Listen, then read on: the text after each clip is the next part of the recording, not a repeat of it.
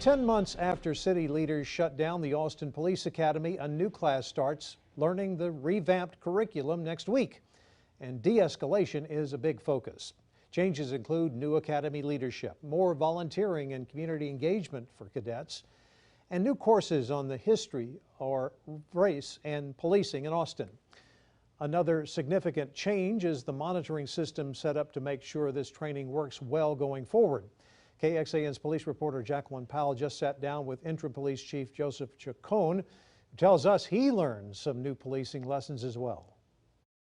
When we had our cadet orientation, usually you have at least one or two that don't show up, and everyone showed up. So that just tells me that there's a ton of interest. More than 90 of these cadets will be set to begin APD's new reimagined pilot academy Monday. And when they do, Chief Joseph Chacon says they'll make up one of the most diverse classes ever. So it will be a minority-majority academy. An independent consulting firm will monitor the entire academy.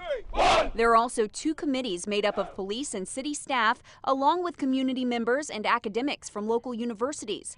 One committee will review every lesson, the other every training video before it's shown. To make sure that we have active learning components, that we are, we're really including the elements of diversity, equity, and inclusion, as well as a strong emphasis on de-escalation and communication skills. And if those oversight groups recommend changes, we're not waiting until the end to evaluate the course. We're going to be taking those as we deliver them and making adjustments. The department's also added a new training course that focuses entirely on systemic inequities in policing and how to avoid biases officers may not even be aware of when on patrol. Chacon already went through it himself. I can tell you that there was definitely some aha moments for me. So having awareness of that obviously is going to be very helpful to stop the behavior once you're aware of it. Jacqueline Powell, KXAN News. So just when will these cadets make it to the streets as full-fledged officers?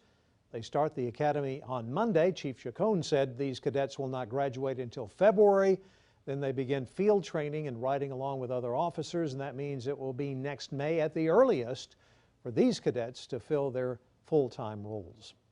Even with this new class coming in, Chacon tells Jacqueline he's not sure when he'll be able to move officers taken out of specialized units to cover vacant patrol shifts back to their designated units.